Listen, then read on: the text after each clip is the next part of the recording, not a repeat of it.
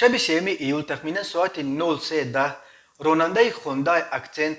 نورالیف امامعلی سال تولدش 1990 ساکن جماعت دیوات بوستانقلعه نویه کوشانیان هنگام حرکت از سمت بنای حکومت ولایت ختلان به سمت چهارراه بنای کالج طبی و اینواسیونی شهر بختر در حدود کوچه عینی اسوده اداره ماشین نبرآمده پیادهگر نبی غنی سال تولدش 1942 ساکن جماعت دیوات سنگتوده نویه دنغره را کرا را از طرف راست به طرف چپ میگذشت پخش نموده است. در نتیجه پیادهگر نبیف به سلامتیش جراحت وزن جسمانی برداشته در بیمارخانه به هلاکت رسیده است. اینچنین شب سیام ایول ساعت 22:20 راننده کماز میرزایف طاهر خوجه سال تولدش 1984 ساکن جماعت دیوات پولدارک نویه مشچو هنگام حرکت در شهرهای چنوک خوجند دوشنبه در حدود نویه غفوروف به خطری حرکت راه را تامین کرده نتوانسته به سمت مقابل راه برآمده به افت تمغه تویوتا کمری تحت اداره راننده عابدوف محمد عابد سال تولدش 1994 ساکن نویه مشچو برخورده است. کم از بعد این به ماشین تمغه سینوتراک تحت اداره راننده جبانوف شهزاد خیرالله اغلی سال تولدش 1998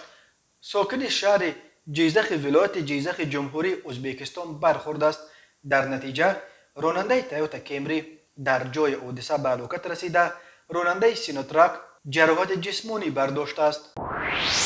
مرد 63 ساله ساکن جماعت نواباد شهر توسنزاده به آن گمان بر می شود که شام 2 ایول تخمین ساعت 19:00 بنابر سبب مناقشه اویلوی به قسمت چپ شکم پسر 30 سالش یک ضربه کورد زده است. در نتیجه جبر دیده جراحت جسمانی برداشته در بیمارخانه بستری گردیده است. جوان 25 ساله ساکن جماعت کروش نویه سپیتامین به آن گمان بر می شود که شب 25 ایون ساعت 22:00 در نزد خانه‌اش با همدیهه 50 ساله خود از سبب خصومت دیرینه جنجال کرده به سلامتیش ضرر میانه رسانیده است. نسبت به گمان برشونده پرونده جنایتی با ماده 111 قسم 1 کودکس جنایتی تاجیکستان آغاز کرده شده تفتیشات ادامه دارد. در نتیجه برگزار نمودن چاره‌بینی‌های اپراتیوی جستجویی از جانب کارمندان میلیسیا